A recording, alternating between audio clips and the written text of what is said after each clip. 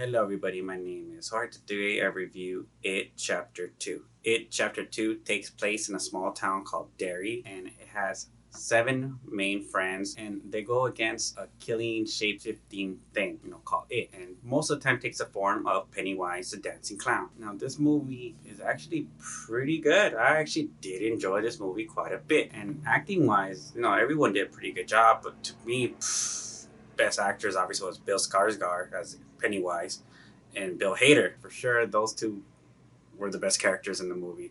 Even though I do like James McAvoy as an actor, especially like in Split.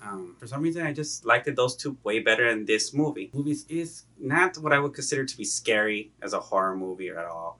It has some creep in there. It has a good balance of comedy and a little bit of creepiness.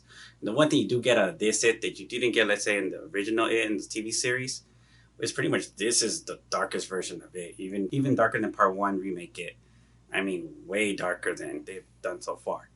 This guy is way more darker, and you pretty much see how this character has no sympathy for anyone at all. Doesn't matter about anything, and yeah, you actually see it. I mean, you kind of know it already, but you actually get to see it at this time, and you actually get to see quite a bit more than you would probably expected.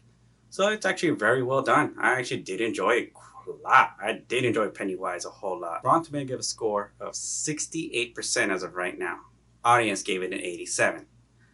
I give this movie a real good A minus. I do recommend seeing this movie in the theaters. I do recommend buying it and adding it to your watch, especially if you have it already. And if you don't and you haven't liked it, the first one, then there's probably nothing here that's going to grab your attention to want to get this one. For sure. If you didn't like Part 1, you're not going to like Part 2. So in that regard, you don't have to watch it. I wouldn't recommend you go see it because there's nothing here brand new to, I would say, that could grab you in.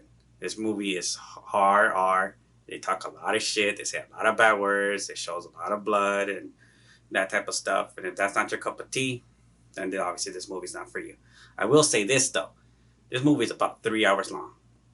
And even though the movie has a lot of entertainment in it, and there's maybe a couple parts that I would say could have been cut, your ass will feel it big time. So if you don't want to sit down for a 3 hour long film, especially not in a theater, probably wait to just buy it on Blu-ray or rent it, whatever one you prefer.